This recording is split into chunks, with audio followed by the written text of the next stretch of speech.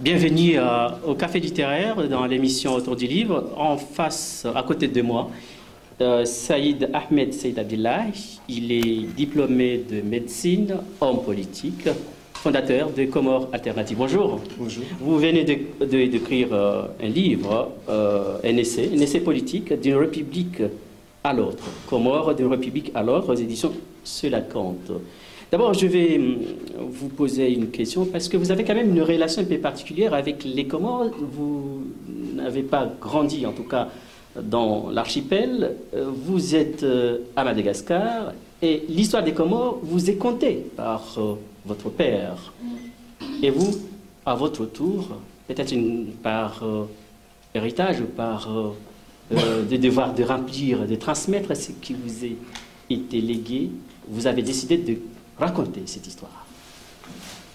Est-ce que c'est le sentiment de devoir ou plutôt le sentiment d'engagement politique qui vous a guidé à écrire ce livre? D'abord, je voudrais vous remercier de nous avoir invités et d'inviter nos amis qui étaient là avant moi. Je pense que c'est une très bonne initiative pour que les gens commencent à connaître les Comoriens et les talents comoriens. Parce que j'étais content de voir un poète comorien, de voir des ingénieurs, des jeunes, des élus. Et j'espère, comme on dit en comorien, Inch'Allah, que ce genre d'émission, ça se passe aussi en langue comorienne. Vous pouvez le faire en deux. Vous pouvez m'inviter, par exemple, demain ou après-demain, que je puisse m'exprimer en langue comorienne. Encore un café littéraire en comorien. C'est juste une suggestion. Ça permettra à nos enfants qui sont nés ici de connaître nos pays et notre façon de manipuler notre langue aussi. C'est déjà bien ce qui est là. Et je vous félicite beaucoup et j'espère que vous allez continuer. Ça, c'est la première chose. La deuxième, j'écris le C politique. C'est vrai, je suis né à Madagascar. Comme la plupart des Comoriens, nous sommes des migrants. J'ai fait toujours une comparaison entre deux races. Le peuple juif et le peuple comorien. Si on regarde de près, nous avons toujours le même malheur. Mais on n'a jamais pris les mêmes précautions. Et on s'installe toujours de la même manière. Je vais prendre 2-3 exemples avant d'entrer sur la question du livre, parce que je parle du peuple juif et du peuple comorien. En 1964, on était massacrés à Zanzibar. Je ne sais pas s'il y a des gens qui connaissent ici. Pourquoi on était massacrés en 1964? En 1976, on était massacrés à Madagascar. Il n'y a aucune autre communauté qui sont massacrées à l'extérieur, sauf les Juifs et les Comoriens. Parce que c'est une communauté qui arrive à s'installer sans faire de bruit. Il arrive calmement. Il vient seul. Il peut voir toutes les belles filles du côté, mais il va chercher sa femme au Comores. Le lendemain, il est deux. Le troisième jour, il y a la mosquée. Ainsi de suite. C'est ce que nous avons fait à Zanzibar. Et quand Karume voulait prendre le pouvoir à Zanzibar, surtout qu'il a fait Tanzania, parce que les Tanzanies, c'est Tanganyika et Zanzibar. Il a fallu massacrer les Comoriens parce que c'est eux qui étaient l'élite. Il faudra aller voir l'histoire de Comores. Et j'appelle aux historiens de ne pas seulement nous parler de Makoua, par exemple, mais essayer de parler, nous, Comoriens, nos origines. Parce que c'est un aspect très important. Et à Madagascar, c'était la même chose. À Madagascar, non seulement qu'on a conquis Madagascar en entier, mais le président malgache qui était à l'époque tyranne, il est devenu musulman. On l'a converti. On l'a appelé Mzemadi. Donc c'est là-bas où j'étais né. Et j'étais né à Madagascar ou à Majenga où le malgache n'avait pas droit de s'exprimer. Parce que le Comorien avait pris sa place. Mais l'objectif, le livre n'est pas pour raconter une histoire, mais c'est un livre que j'ai écrit pour faire une synthèse de tous les régimes qui ont passé aux Comores, c'est pour ça que j'appelle d'une république à l'autre, de l'autonomie interne du président Seydou Meshek, jusqu'au pouvoir de Colonel Azali, où j'avais participé un peu au début. Pourquoi? C'est juste pour faire une synthèse et faire une analyse. Qu'est-ce qui n'a pas marché aux Comores? nous avons pris l'indépendance, mais est-ce que vraiment, réellement, on a pris l'indépendance? Et pourquoi ça ferait? C'est Ahmed, vous êtes préfacé par un ancien ministre très connu, très brillant, très influent, Saïd Imidi. Et dans l'incipit de son préface, il dit ceci: chaque génération découvre dans une relative opacité sa mission historique, l'accomplir ou la trahir. Voilà la tâche de notre temps. Est-ce que c'est ça votre mission? Quelle est votre mission historique dont il s'agit ici? Est-ce que c'est bien cela de relier le lien de cette histoire brillante? Vous avez parlé des élites, que peut-être à cause de cela ont été chassés, comme ont été victimes les Juifs. Est-ce que, en fait, dans ce livre, vous essayez de raconter cette histoire, de faire une synthèse historique de l'État, en même temps de dire que voilà ce qu'on peut faire? Mais quelle est la République, vous, que vous proposez? Oui, justement, je parlais de Salim. J'avais proposé à Salim Imidi de préfacer mon livre parce que c'est un monument historique, comme vous le connaissez bien. C'est quelqu'un parmi les ministres comoriens de très érudit. Car pour moi, faire la synthèse et faire une proposition d'une autre République. Je me suis engagé depuis mon jeune âge à faire la politique. Comme je faisais remarquer à un de mes jeunes frères qui est ici, je lui dis la politique, c'est métier, c'est l'engagement. On n'entre pas à la politique par hasard. Il faut l'aimer, il faut s'engager, il faut se sacrifier. Et il faut avoir des idées. Il ne suffit pas d'être élu, mais il faut être élu avec quelque chose. Moi, ce que j'ai remarqué, ce que je trouvais, on a connu Ali Soili, par exemple, au Comore, qui avait de très bonnes idées, mais il les a cachées. Il l'a dévoilé qu'à la dernière minute. Vous savez, le temps va vite. Et Ali Soili, quand il a eu le pouvoir, il est à la fois le leader, l'enseignant, le communicateur, le chef, il était partout. Et ça, ce n'était pas... moi, je me suis dit, c'était bien ces idées, mais il faut préparer une équipe. Donc c'est pourquoi vous avez décidé, vous, de ne pas cacher vos idées, plutôt... Je ne cache pas. Je le dis en avant. Pour que vous ou d'autres viennent me dire, ah, M. Sidabdila, on peut aller ensemble. C'est de cela que vous parlez, mission historique, c'est celle-là. Bon, c'est pas encore fini. Vous êtes sur la transmission. Oui, je suis sur la route de ma mission. Je ne suis pas encore arrivé. J'espère d'arriver en 2016, mais je suis sur ma route. Donc, dans cette mission-là, il faudra que j'expose mes idées de maintenant, partout. Et j'ai dit ce qui ne va pas. Et justement, vous parlez de ce que vous n'allez pas, et vous avez parlé de rupture. Vous êtes pour la rupture. Oui, c'est un peu lourd la rupture parce que... Vous avez parlé... Oui, on rompt sur ce qui était. Il n'y en a pas au Comore. Vous savez, le Comore, jusqu'alors, il n'y a pas un État. On a une institution coloniale qu'on a préservée. Et moi, je parle d'un changement total parce qu'il faut un État qui va vers le peuple, pas le peuple vers l'État. Je vais vous donner des exemples qui paraissent un peu dérisoires, mais importants. Vous savez qu'au Comore, ce sont les gens qui disent, on veut des routes là. Ils bâtissent. Et on appelle l'État pour venir applaudir. Moi, je n'appelle pas ça un État. C'est l'État qui décide là où on doit mettre des routes, là où on doit construire des hôpitaux, là où on doit mettre des maisons culturelles, mais ce n'est pas le village ou le villageois. Donc là, il y a une absence d'État. Moi, ce que je veux, c'est un État qui fait. Quelle est sa forme de l'État? Interventionniste, fort, basé sur la justice. Quelle est sa forme et son visage? C'est un État centralisateur, c'est un État décentralisé. Je vais vous donner un exemple simple. Je veux un État central fort, décentralisé. C'est-à-dire, on va supprimer les institutions des îles.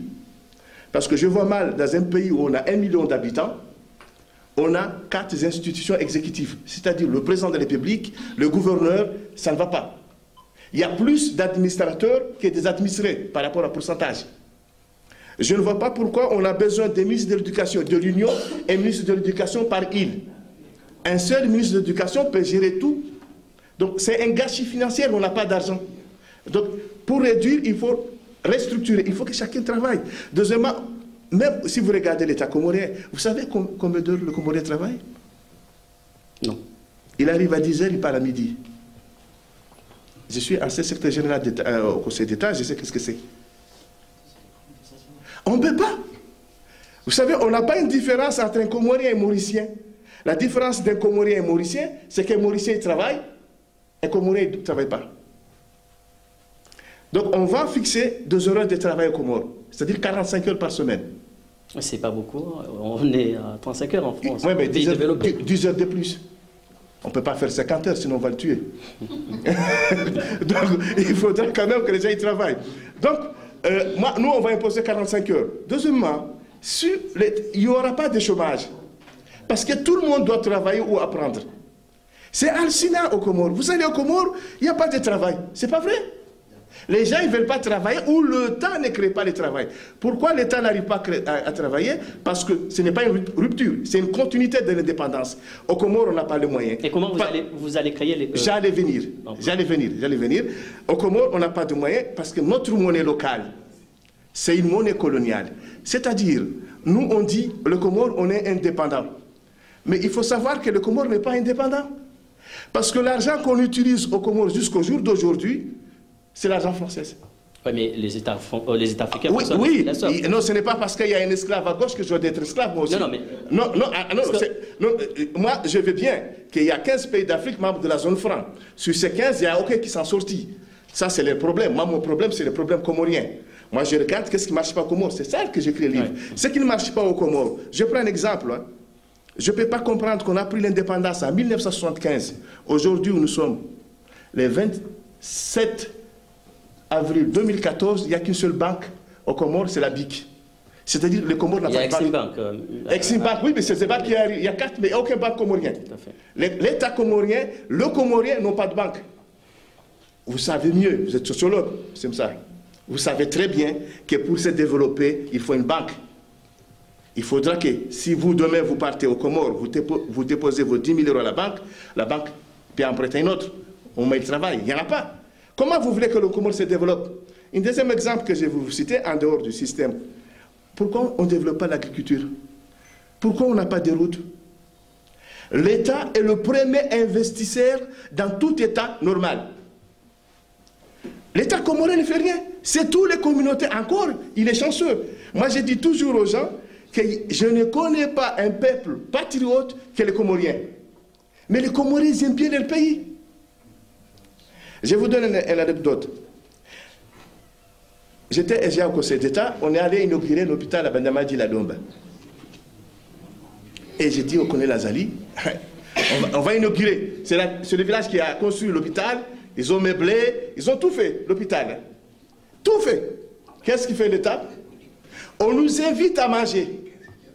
Et à dire que, voilà le président, il est venu. Mais ce n'est pas un bon exemple. Est-ce que, M. Sedamed, est-ce que ce n'est pas l'idée de la décentralisation? Parce qu'en France, on voit qui a été initiée en 1980 par François Mitterrand, la décentralisation, il y a les collectivités, il y a les communes, et chaque institution a ses missions propres et spécifiques, notamment la constitution et l'investissement dans les universités, les collèges, et selon l'échelle institutionnelle. Est-ce que la méthode dont fonctionnent aujourd'hui les villes, je veux dire les communes, comment c'est pas forcément dans cet esprit-là de décentralisation? Comment le donner force, donner forme et une cohérence propre? Non, mais ça, c'est les dérives d'ailleurs. Ça n'a rien à voir. C'est très différent. Parce qu'en France, quand François Mitterrand a décidé de la décentralisation, c'est suivi avec le fonds. Je viens de dire que j'ai besoin d'un État, de leaders politiques qui réfléchissent avant. Au Comores, ce sont le peuple, ce sont les villageois qui ont commencé les communes. Et ce qui est grave, comme l'homme politique n'a pas réfléchi avant, il a trouvé des communes comme des pépinières qui se montent elles-mêmes automatiquement. Ça, comment un État, 6 communes? Moi, je viens de vous venir à Bambao. Je suis allé récemment, il y a janvier 2014, on m'invite, on me dit, écoute, excuse-moi, j'ai failli parler en comorien, on fait une réunion pour aider les polices municipales. J'ai dit quoi? Il y a des élus communaux ici. Comment on va aider les polices municipales? Mais j'ai dit, mais quel est le rôle de maire qui a été désigné par le gouverneur? Non, vous savez, ça, c'est nous, c'est les villages. J'ai dit, mais c'est ça l'erreur. Quand il y a une commune, c'est le maire de réfléchir, de savoir, de donner les moyens. Il ne suffit pas de dire que j'ai besoin d'une ville, d'une commune, mais il faut aussi accompagner les moyens. Donc, ce n'était pas sous le même raisonnement. Nous, les Comoriens, on cotise par village ou par région, on construit. Et puis, l'État vient applaudir. Ce genre d'État n'existera pas quand je serai au pouvoir. Parce que l'État va réfléchir avant. Quel est le malheur? À chaque région, vous trouvez des hôpitaux anarchiques. Partout, il y a des hôpitaux. Parce que ça, c'est vous êtes sociologue, c'est parmi les mots de ce qu'on appelle chez nous il y a d'un ami, là, par exemple, parce que tu as fait, je dois faire. Donc, tel village a un hôpital, nous aussi, on a besoin d'un hôpital. Tel village a une commune, moi aussi, on a besoin d'une commune. Et qu'est-ce qu'il a fait, le gouverneur? Ce qui est grave, d'ailleurs. Au lieu de regarder, mais qu'est-ce que ça veut dire une commune? Et comment font ceux qui ont réussi? Parce que dans ce monde où nous vivons, on n'est pas des extraterrestres. On doit regarder que font les autres qui réussissent pour que nous, on fait la même chose. Donc les communes, ce n'est pas en décrétant que vous allez... Je prends l'exemple à Itsaraya, vous avez Vanamboine et Batsa. Ce sont deux villages qui ne s'attendent jamais. Vous faites une commune. Mais Vanamboine peut être une commune, Batsa peut être une commune. Vous prenez Kouranesi et Zouani, ce sont des villes qui ne s'attendent pas. Et chacun peut être une commune. Mais au Comores, on fait des choses très aberrantes, non calculées, parce que les politiciens, ils décident sans regarder même le fond. Oh, les détails jouent. Un dernier exemple que je vais vous citer. Vous savez, là, je serai candidat aux élections des députés là, en novembre. Il y a un découpage au Comores électoral. Il y a une région, 21 000 électeurs, il y a 4 députés. 21 000 électeurs, ils ont 4 députés. Il y a la région de Bambao Centre, ou de Mboudé Mitsamiouli. Mboudé Mitsamiouli, ils ont 48 000 électeurs, ils ont un seul député.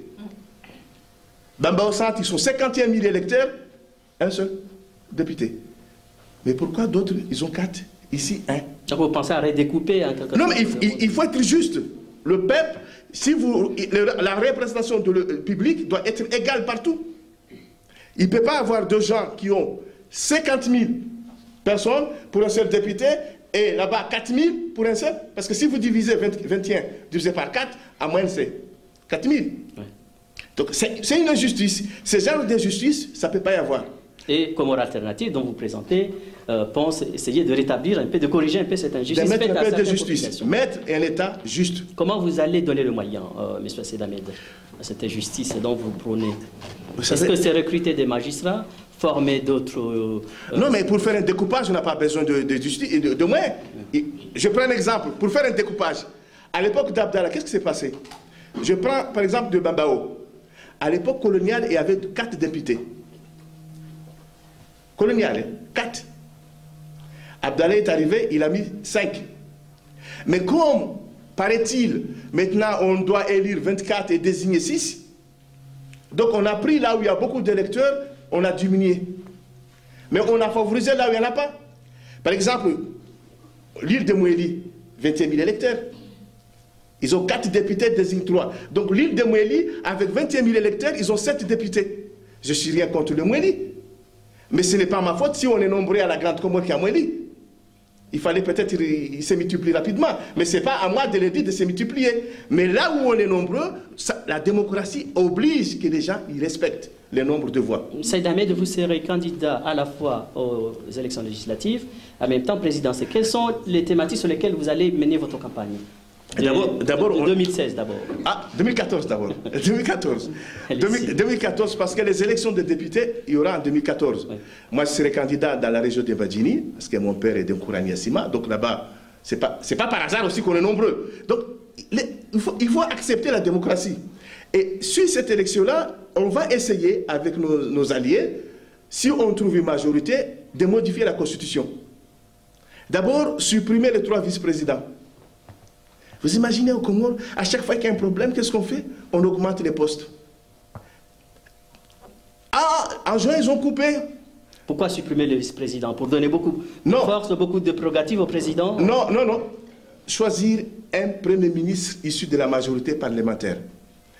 Parce que nous, comme alternative, on croit à un régime semi-présidentiel. Pourquoi? Parce qu'on a une tendance, comme c'est une présidence tournante, on dit, maintenant, le président, il est démoli, c'est chez nous, ça c'est notre pouvoir. Donc, il n'y a pas une contrebalance.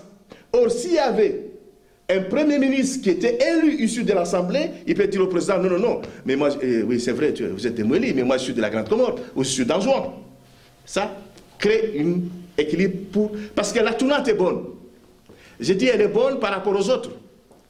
Tous les systèmes qu'on a essayé, ça n'a pas marché. C'est la tournante qui nous a donné beaucoup de vie. Deuxième thématique, Seyd Ahmed. Oui. On a compris que vous voulez supprimer le poste de vice-président. Le deuxième thématique que vous allez mener autour de la campagne. On va quitter la zone franc CFA.